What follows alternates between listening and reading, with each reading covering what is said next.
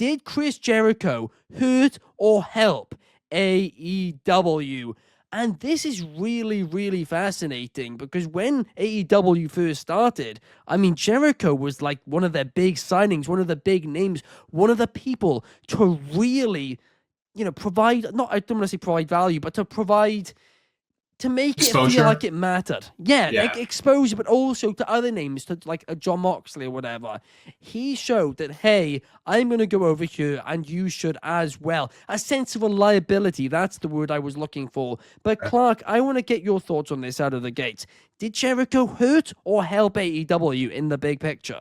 I'm so excited to talk about this one, Ben. It's not even funny. I've been getting a lot of heat in the comments recently, like, you only whine and he's always whining and da da da da. I'm not going to whine about this one, but I might complain a little bit, because if you think that Chris Jericho hurt the inception or the launch of AEW, or hurt AEW in any way, you're out of your mind. You're absolutely out of your mind. He was the key piece of the puzzle for AEW. He carried the flag as much as your beloved Cody Rhodes did, as much as the Bucks and the Elite did, for the most important time for AEW, and that was establishing themselves on television. A little bit of the bubbly was huge. The Inner Circle was excellent. During the pandemic, the Stadium Stampede was one of the most fun cinematic matches in an era known for cinematic matches. Chris Jericho was so valuable to AEW over his time there, and could still be if he needed to be. It's not even funny.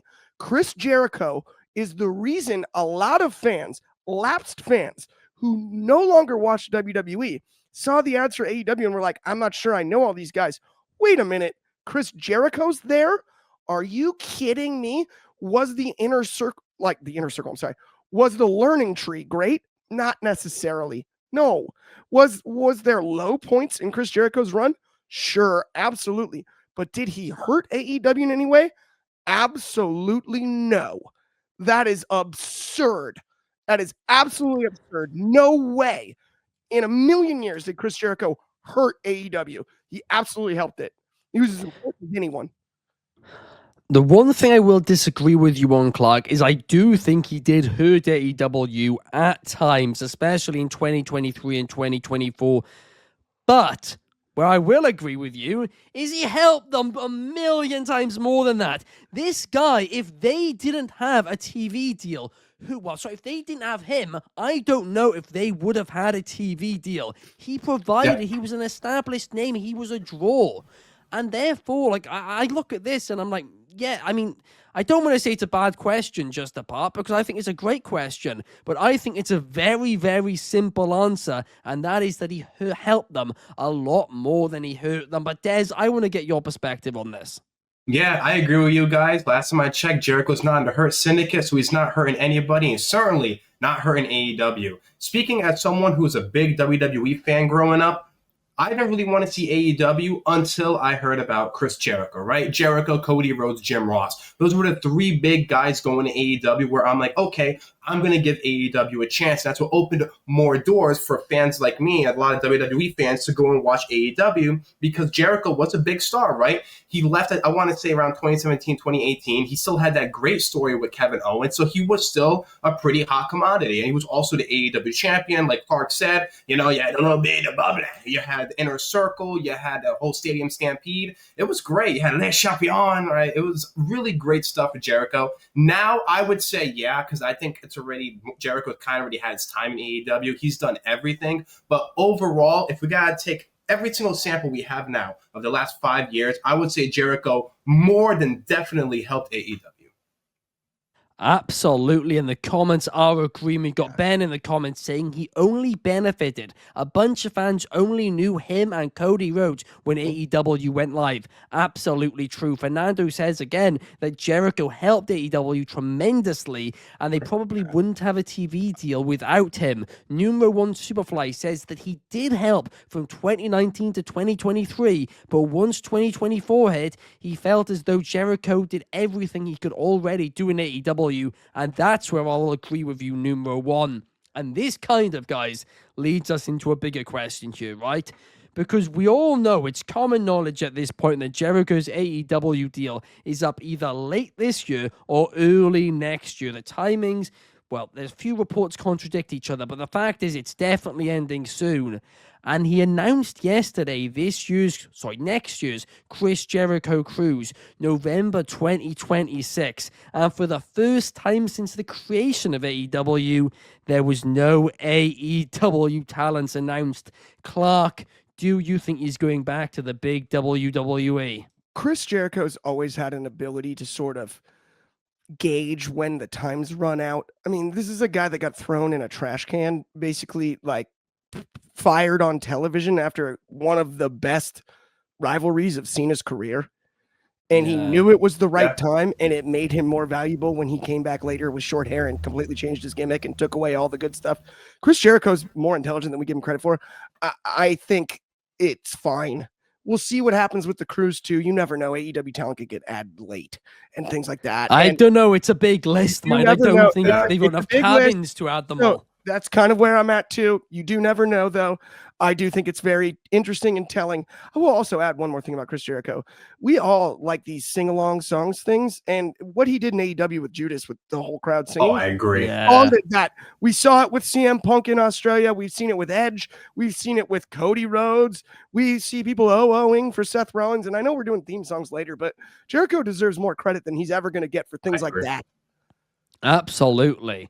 I mean, look, I'm going to be honest, I'm not a big fan of his band at all, but that theme song, Judas, it's fantastic. Great. There's no denying it. And yeah, I mean, I'm going to be honest, guys. I think it's a foregone conclusion at this point that he's returning to WWE. I feel like he's going to show up. I don't know if it's going to be in the Rumble or after WrestleMania. I don't know, but I reckon he's going to return for one more run, probably just one more year. And in that year, I think he's going to be a babyface. He's going to play all the hits, and it's going to be quite fun. And then he's going to retire. I've said for quite a few years that because of the amount of wrestlers who are around the same age still in the wrestling business, I think we're going to have a year or a couple of years where suddenly a lot of names retire. And I do think John Cena retiring next month is going to kickstart that. I think we're going to see the retirement of Cena, Jericho, Styles, Orton, Samoa Joe, and a lot more in the next 2 years. That is my prediction. But Des, do you think he's going to be returning? Yeah, I agree. I was saying this all the way back in February. That was my hot take of the year. I said Jericho's coming back in 2026. Now it's not even a hot take. I feel like it's a foregone conclusion, like you said. They literally referenced him at Crown Jewel. They said the walls of Jericho. It's not like they didn't mention Samoa Joe. They didn't mention Frankie. They just said the walls of Jericho, Chris Jericho. And now with the Jericho cruise, it's going to happen. It's going to happen. And honestly, before I was kind of like, I don't know. But now I feel like they can make it work. Jericho is really good at reinventing himself. He has the list, which is pretty over. He can be a really funny guy, and he can create some really funny content. So I am excited. Absolutely. And I do want to quickly mention that quite a few people have written into us, actually, showing screenshots of this. But it shows that TKO is like co-promoting or is being associated. It says in association with TKO, some of his concerts he's doing in the UK next month. I'm going to be honest, I think it's unrelated. I can't work it out. I don't know if it's a different TKO. I don't know if it's like maybe they're using some of TKO or WWE's equipment for their concerts or something. But I do think it's unrelated because that venue has done other events in association with TKO too. But I have checked it and it does seem to be the same TKO. But it is interesting. I'll give it that much. But we got a few comments. We got a raid. Shout out to Levi WWE and Jonathan as well. Takes. Absolute. I don't know if it was Takes who raided us. I presume it was. Shout out Takes if it was. Ian McWilliams is saying, could you say Jericho was to AEW what Hogan was to WWE? Very good. WCW. WCW, yeah. That's a very good comparison. I actually totally dig don't. That. I don't. No. Nowhere near as impactful. Nowhere near. Ooh, well, not impactful. I think by scale that's fair, but I would say it's a valid comparison where you're talking about just an established name that gives you the reason to sort of give it a shot. Where you're like, oh, Chris Jericho's on it. If you have no knowledge of the product going in, That's No, what I Hogan was. agree Okay, that's there, but fair. I don't. And that's think... where I think that's the comparison he's trying to make. That's where I think it makes sense. Who was Truthfully, he who jumped WCW right before Hogan did? Luger. Luger, right? Luger. I'd Lex almost Luger. say Jericho's more the Luger. Yeah, but Luger was never in a leadership role, and Jericho was always in a Yeah, leadership role like Hogan. The only He's thing nowhere is, near as big of a draw. yeah, that's Hogan fair. The only ain't thing Like not with even even Hogan, even but I don't think comparatively, it's he about isn't. that. I mean, a little bit of the bubbly, it was pretty up there. It was not up Was- there Hogan levels. It was not up there Hogan Les levels. Come Champions. on. Come on. Hogan was the biggest star in the industry at that point. I know. Jericho was not one top on 10. I'm I the agree. only one I on don't this think- podcast that was alive for the Hogan stuff. Let's be very clear. That's fair. Yes, and was he or was he not the biggest star in the industry Angle at in that point? TNA is a very good comparison too. By the way, Ian Angle McCoy, in Okay, TNA. Angle's I like fair. that one. I like that that one one, yeah. I'm cool with. Yeah, that's fair. I That might one go works. Angle in TNA in the interest of fairness. I wouldn't say Hogan in WCW because of the later half, Jericho wasn't really in the title picture. Hogan was always in the title picture. He was always there. Jericho, he was in 2019, 2022, and then he was just kind of mid-card doing other stuff. So I don't know if I'd go that far.